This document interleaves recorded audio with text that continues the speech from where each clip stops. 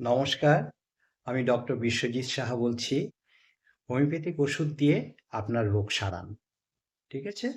আজকের আলোচ্য বিষয় হচ্ছে কনস্টিপেশন মানে কোষ্ঠকাঠিন্য। যত রোগ আছে তার অধিকাংশই এই কনস্টিপেশন থেকে হয়। যেমন একটা সুন্দর বাড়ি তৈরি করলে তার যদি ড্রেন না পরিষ্কার থাকে তাহলে সেই বাড়িটার যেমন কোনো সৌন্দর্য থাকে না, ঠিক তেমনি কনস্টিপেশন হলে মানুষের নানা রকমের রোগ ধারণ করে। কনস্টিপেশন হয় মূলত ফাইবারযুক্ত খাবার না খাওয়ার ফলে, এবং ফাস্ট ফুড খেলেও কনস্টিপেশন হয়। এবং শুধু মাছ মাংস খেলে হবে না, তরি তরকারি পর্যাপ্ত পরিমাণে খেতে হবে, ভুসিযুক্ত আটা খেতে হবে, ময়দা বর্জন করতে হবে। ঠিক আছে? এবং ফাইবারযুক্ত খাবার অবশ্যই খেতে হবে।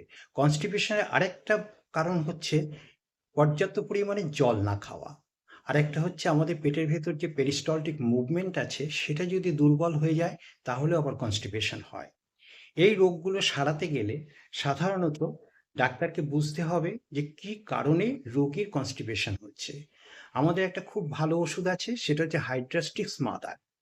কনস্টিপেশন সারাতে খুব উপকারী ওষুধ, কোনো সাইড এফেক্ট নেই। 30 ফোঁটা করে সকালে এবং রাত্রিবেলা শোয়ার সময় হাফ কাপ ঠান্ডা জলে খেয়ে নেবেন, দেখবেন আপনি অনেক উপকার পাবেন।